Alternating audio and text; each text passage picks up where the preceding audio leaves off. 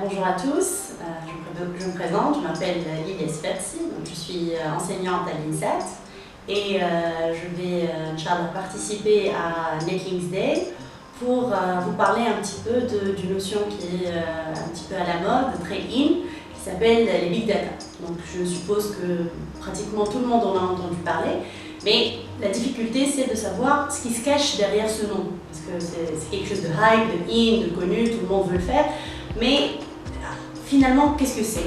Donc, ce que je veux vous faire parvenir en premier lieu, c'est que les big data, avant d'être un ensemble de technologies, c'est avant tout une manière de penser.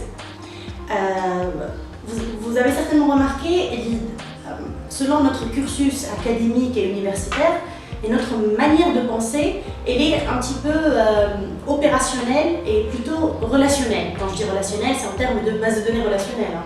C'est un petit peu ça. Donc, ce que je veux vous faire parvenir, c'est que finalement, ce n'est pas la seule manière de penser. Ce qu'on a tendance à faire, en général, dans les applications traditionnelles, c'est de dire, voilà, on a des besoins métiers, on a un ensemble de questions auxquelles on veut répondre. Et puis, selon les besoins métiers, nous allons définir la structure de données qui va venir après. Donc, il y a aussi l'idée qu'on veut éviter à tout prix dans notre structure de données les redondances, on veut faire en sorte qu'il n'y ait pas la même donnée qui se répète plusieurs fois, on veut toujours... c'est pas grave si on a beaucoup de tables, c'est pas grave si on a beaucoup de jointures entre elles, mais ce qu'il faut à tout prix, c'est qu'il n'y ait pas de redondance. Là, la nouvelle idée avec les big data, c'est que la manière de penser doit changer un petit peu. Donc l'objectif, c'est en premier lieu de stocker d'abord et de réfléchir ensuite, ça c'est la première chose à faire. Et la deuxième chose, c'est de ne pas avoir peur des redondances, c'est-à-dire que notre premier objectif, c'est de stocker très rapidement, d'extraire les données très rapidement, mais même si ces données se répètent, c'est pas si grave que ça. Donc déjà, la manière de penser doit changer.